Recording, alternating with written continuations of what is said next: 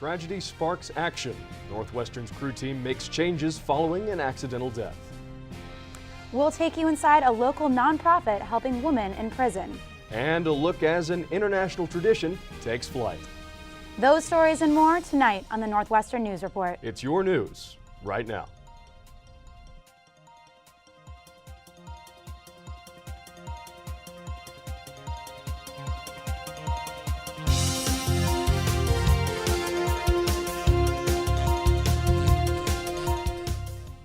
Good evening and welcome to the Northwestern News Report. I'm Maddie Coe. And I'm Eric Miller. Thanks for joining us. Back on campus, the crew team is making changes to its safety rules after a devastating loss last year. All students wanting to join the Northwestern crew team will now have to pass a mandatory swim test, the Daily Northwestern reports. This requirement comes after the accidental drowning of a crew team member and first-year student Mohammed Ramzan last spring. Ramzan improperly placed his oar into the water and fell overboard. According to the police report, his teammates told police he did not know how to swim. University spokesman Alan Cubbage said in an email to NNN, quote, "Following Mohammed Ramzan's accidental death last spring, Northwestern's Department of Athletics and Recreation reviewed the safety practices used by the crew club in order to ensure that they use best practices in protecting the safety and well-being of participants." Following the review, Northwestern crew implemented a series of actions, including additional training for team members and coaches, requiring members to view safety videos and requiring members to pass a safety exam. Crew club members are also required to pass a swim test. We contacted coaches and team members who deferred us to the university. While U.S. Rowing, the team's governing body, does not require swimming tests for crew athletes, it says the skill is strongly recommended. Northwestern's student information portal, Caesar, has a new look. The updated site went live Sunday, featuring more mobile-friendly pages and an updated layout. Features like C-Text and View My Grades are now easily accessible on smartphones and tablets, while most other pages still favor desktop use. Still, the back button takes users back to the home page, not necessarily the previous page. Student Enterprise Systems, the company responsible for the site, collects student feedback through surveys and focus groups and make those changes accordingly. We wanted to know how you felt about Caesar's makeover. So we asked you this week about it in our edition of Rock Talk. I'm Esther Wells, and I'm here at The Rock asking Northwestern students what they think about the new upgrades to Caesar. What did you think about the new upgrades to Caesar? I thought it was a lot more user-friendly, but than before you could tell a lot of the upgrades are made to be more aesthetically pleasing and easy to follow for a student, which I thought was really great. I personally really liked the new layout. I thought it was easy to get to where I had to go. I think the interface is a lot more user-friendly. They're interesting. I haven't had much time to explore them. It looks a lot more modern and user-friendly. I haven't seen them yet. I have actually not seen them yet. I actually haven't seen it yet. I'm kind of excited about it though. It seems kind of cool. I think it looks much nicer, but I'm not sure if it's going to be more functional or not. It's a little bit more convenient, but overall I still have a lot of troubles using it. If you have an idea for future Rock Talk topics, tweet at us at NNN_news. Textbooks are essential for learning, but often come with a hefty price tag.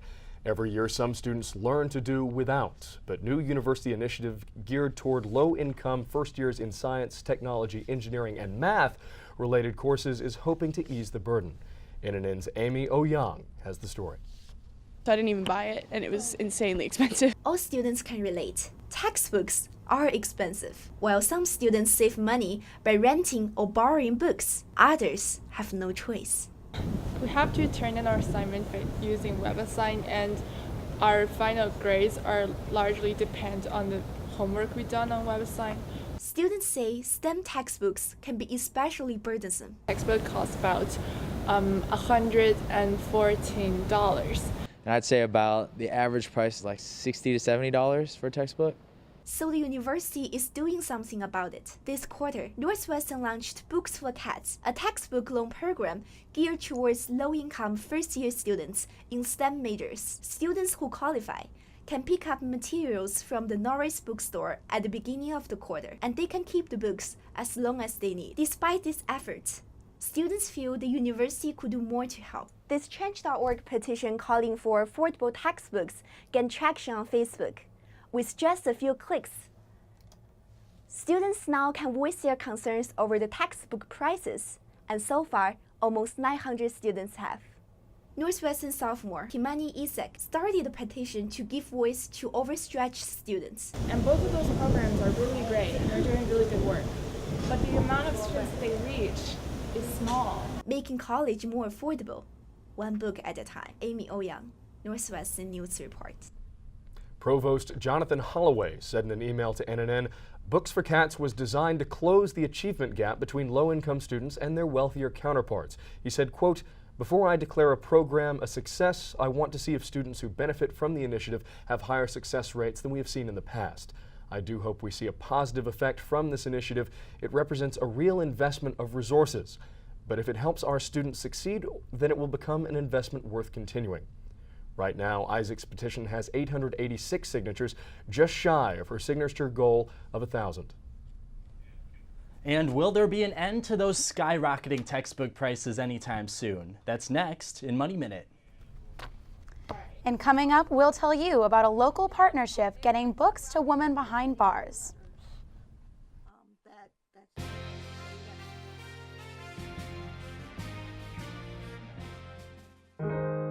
At Northwestern, we're wildcats in every way.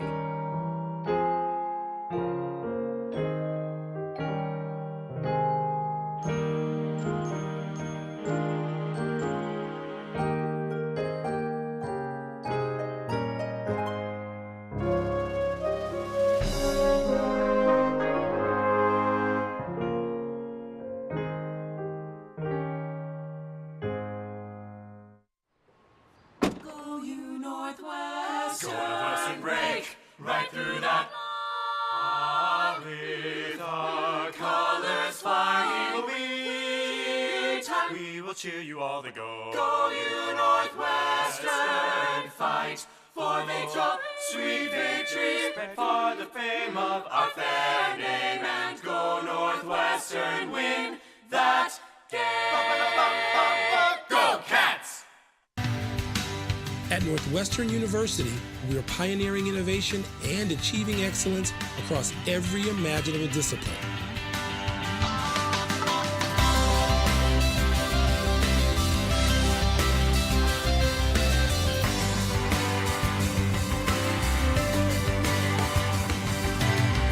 At Northwestern University, the possibilities are endless. And so just how high have textbook prices actually risen in recent years? That's the big question. Let's take a look at this chart from the nonpartisan American Enterprise Institute. Between January of 1998 and July of 2016, you can see the price of college textbooks rose dramatically when compared to the price of recreational books. Taking into account inflation, textbook prices increased 90%, while recreational book prices fell more than 35%. This divergence in prices suggests rising publishing costs can't be the reason for these soaring textbook prices. So just why might college textbooks be so expensive? Some suggest it's because professors, not students, choose which textbooks to use, and professors aren't aware how much those books actually cost. Others say skyrocketing textbook prices are fueled by cheap and easy credit in the form of student loan debt. That student loan debt, by the way, now exceeds $1 trillion in this country. Many economists believe these rising textbook prices are unsustainable and are contributing to America's so-called higher education bubble. They say the costs associated with going to college have increased rapidly, while the value of a college degree has actually decreased. We see this as many college graduates struggle to find jobs that will pay off their loans. But here's some good news for your pocketbook. Educational economists predict that those days of $300 or $400 textbooks, those are numbered as low-cost alternatives like online textbooks become more popular. With Money Minute, I'm Matt Dunn. Women have become the fastest growing population of incarcerated people in the United States, according to the Vera Institute of Justice.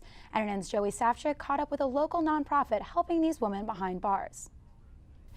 There are these women who are incarcerated all across the country. Chicago Books to Women in Prison is a volunteer-run organization that gives women in correctional facilities some new reading material. Emotional and spiritual recovery books that have to do with the kinds of emotional traumas a lot of incarcerated people have. The nonprofit runs throughout Illinois and 7 other states. Nina Barrett, a Medill alum, owns Bookends and Beginnings, a small bookstore down an alley off of Sherman Avenue. This is the first partnership for the bookstore and the nonprofit. Chicago Books to Women in Prison takes special requests from the women and trans women to whom they send books. Bookends and Beginnings is asking patrons to donate the most commonly requested reading material. We think it's important to do our best to match the orders as well as we can. Organization President Vicki White hopes the partnership will bring in new copies of literature that is in high demand. It's a way of providing some dignity to the women who write us as well. White says most of the books desired are practical, like dictionaries and GED prep books. To the inmates, these mean everything. The books that we send have a tremendous impact. We get many, many letters that say that very thing. Joey Safchik, Northwestern News Report. Bookends and Beginnings will be collecting books until the end of the month. Requested titles include New York Times crosswords for a lazy day, Jails to Jobs 7 Steps to Become Employed by Mark Drevno, and Exercise for Mood and Anxiety by Jasper A.J. Smits and Michael Otto. You can visit the bookstore to donate or volunteer. Northwestern's radio, television, and film professors don't just lecture, they create award-winning films. This year's Chicago International Film Festival features 4 films made by Northwestern professors and alumni, and NNN's Ho-Jung Kim takes us behind the scenes. Northwestern professors have been burning up the International Film Festival circuit, and they're bringing that fire back home to Chicago. 3 RTVF professors and alumni will have their films shown at the Chicago International Film Festival. And for some, it's a pivotal moment. It's the world premiere, so again, come on out. Professors J.P. Sniadecki, Stephen Cohn, and Kyle Henry, along with NU alumni Mina Fitzpatrick, all will have films featured at this year's Chicago International Film Festival. Professor Cohn says the Northwestern community has affected his professional career. I just think the culture here, artistically and emotionally and intellectually, is really rich and inspiring and open. There's not a lot of repression or shutting down of ideas or impulses. So it seems like a really healthy environment. Having 4 films featured in the worldwide event, Professor Henry views this as a leap in Northwestern RTVF education. We've been a really great secret, and I hope that secret is getting known, and I hope the festival will allow people in downtown Chicago to really know about the great work that's being made here. It'll be curtains up for these 4 films from today until October 25th. Ho-Jung Kim, Northwestern News Report. Sniadecki's film will be featured in the documentary category, Fitzpatrick's film in the shorts category, and Henry's and Cohn's films will be shown in the U.S. Indie Film category. Coming up, we get candid with this year's Homecoming Wildcat. Will this week remain sunny and clear, or will last weekend's rainfall make a return? I'm Joey Safchik, and coming up, I'll have your 5-day weather forecast. At Northwestern, we're Wildcats in every way.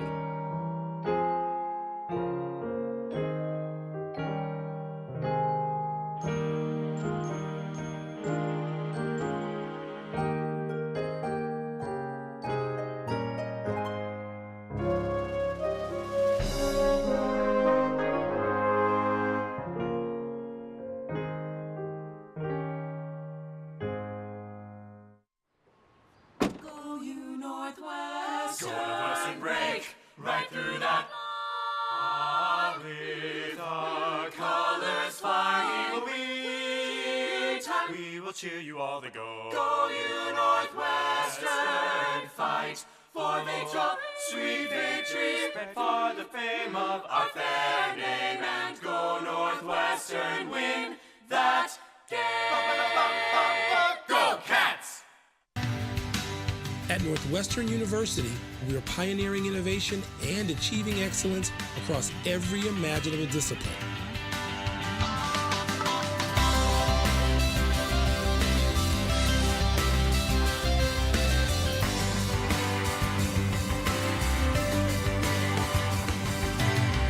At Northwestern Northwestern University, the possibilities are endless.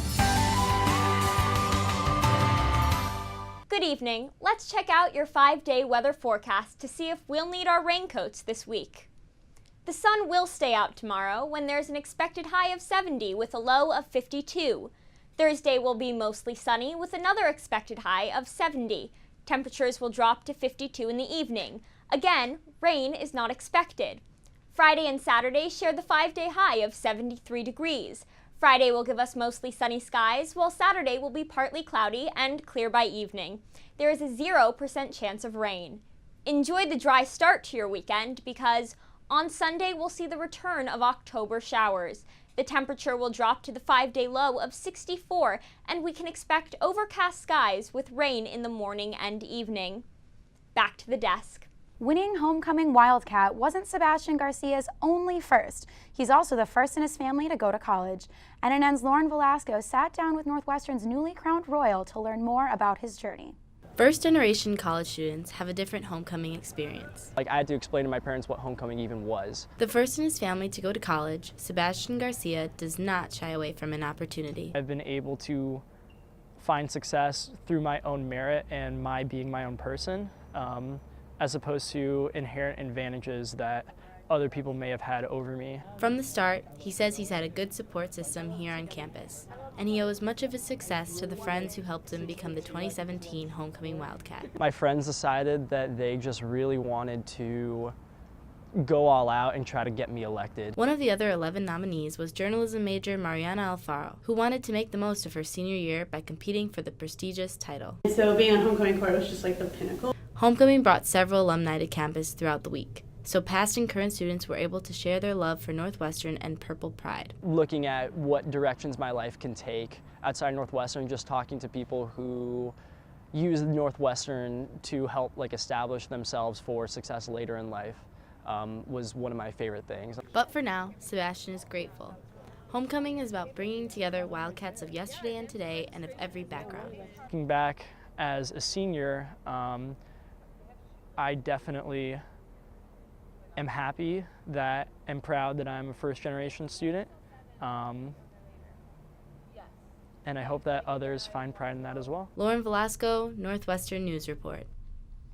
First-generation college students can reach out to Northwestern Student Enrichment Services for support. Last week, Northwestern's Rainbow Alliance celebrated National Coming Out Day with a week of programs bringing together Northwestern's LGBTQ+ community. Rainbow Week kicked off in color, painting the Rock Sunday night. Other events throughout the week included a mixer in Norris Jeopardy game night and a field day full of games. Previously, the group held a Coming Out Day vigil by the Rock, but that event was moved indoors to foster inclusive discussion in a safe space. For those who are new to Rainbow Alliance, the week was also a good way to become familiar and involved in the community.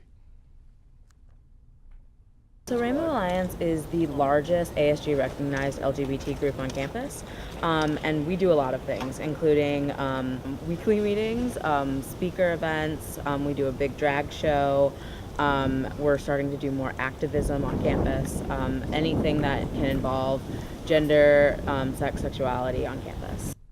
This Saturday, the Rainbow Alliance will host Black Queer Utopia Festival. Everyone is encouraged to participate. For more information, head to the Rainbow Alliance Facebook page. Hey Northwestern, what do you say? I'll bring you an update from Wrigley Fields coming up. At Northwestern, we're Wildcats in every way.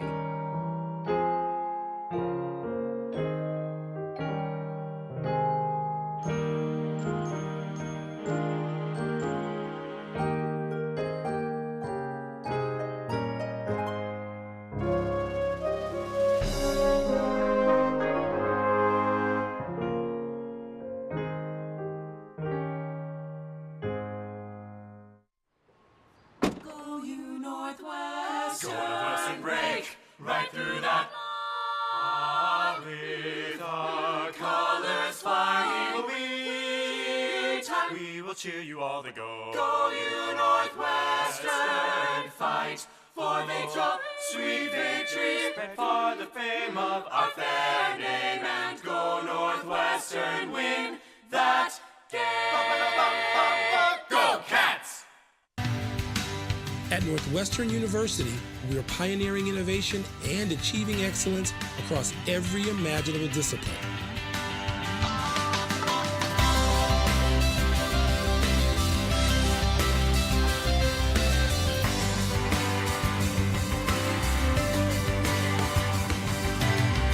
At Northwestern University, the possibilities are endless. So, Maddie, are you excited for the game tonight? I honestly am, and I've got to say I'm so happy they're back at home at Wrigley Field, and maybe we can finally get a win in this 7-game series. Yeah, no, that would be absolutely incredible, especially if they repeat 2 Cubs World Series victories in a row. I know, that would be almost unheard of. Oh, I know. Well, now we go back to Andy Weir at Wrigley, where Game 3 is set to start in just over half an hour. Andy? Yeah, Maddie, I'm here outside live at Wrigley Field where the Chicago Cubs will face off against the LA Dodgers in just under an hour. People are excited. You see people hooping, hollering, taking pictures, ready to see the Cubs hopefully win. But people are also a little nervous, of course, as the Cubs have to win tonight. It is a make it or break it moment for them as they face off against the LA Dodgers. They come off a string of losses to the LA Dodgers. If they don't win tonight, then they forfeit their chances at heading to the World Series. Of course, this is their first time the Chicago Cubs are defending World Series champions in more than 100 years. They won the World Series for the first time in 108 years last year, and people tonight are hoping they'll do it again. That said, cautiously optimistic. Well, thank you very much, Andy. And, you know, however this year turns out, you just can't top last year. No, absolutely not. All right, well, Eric, October isn't just about World Series, it's also Breast Cancer Awareness Month. So 1 in 8 women will be diagnosed with breast cancer in her lifetime, and this Friday, the Northwestern women's swim team did something about it. So NNN Sports' Evan Denton was there. Northwestern's purple and white turned pink in honor of the women's swim team's Breaststroke for Breast Cancer campaign. Swimmer Catherine Sensman was one of the leaders of the event. The event started 6 years ago with some of the Northwestern women's swimming teammates, and they want to raise awareness for breast cancer research and treatment, mainly because multiple girls' mothers were diagnosed with breast cancer. You know, breast cancer affects a lot of people, so a lot of teammates have connection to the disease. So they wanted to start an event to raise awareness for research and treatment for the disease. Besides swimming, Breaststroke for Breast Cancer offered a silent auction including a Chris Collins signed basketball, a Starbucks basket, and breast cancer-inspired artwork. But what couldn't be ignored was the presence of many different Northwestern student athletes. It makes me feel really good that the Northwestern community cares about more than just academics and athletics. We have club teams here, other varsity teams here. So it really shows a bond that we care about each other and we care about, you know, helping people, helping these women. From experienced swimmers to children learning how to swim, Breaststroke for Breast Cancer demonstrated how a collective effort can go a long way in raising awareness for an important cause. I think this event shows that universities and institutions like Northwestern and also athletic communities really want to help and we want to reach out, and that it's personal. Evan Denton, NNN Sports.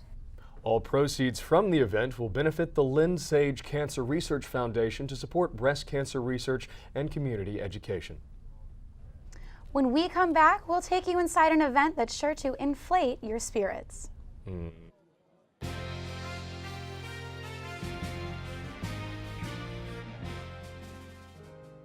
At Northwestern, we're Wildcats in every way.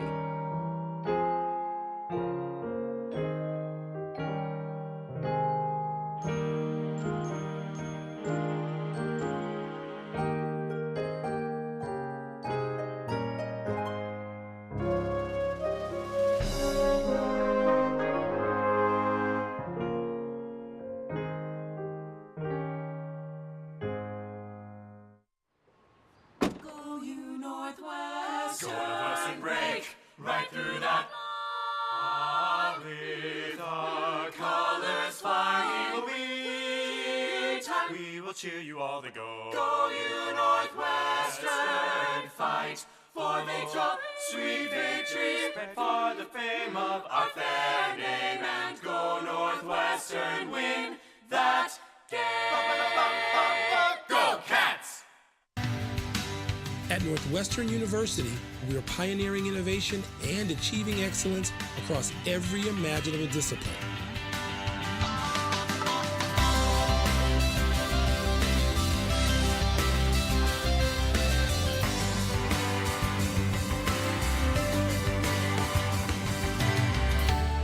Northwestern University, the possibilities are endless.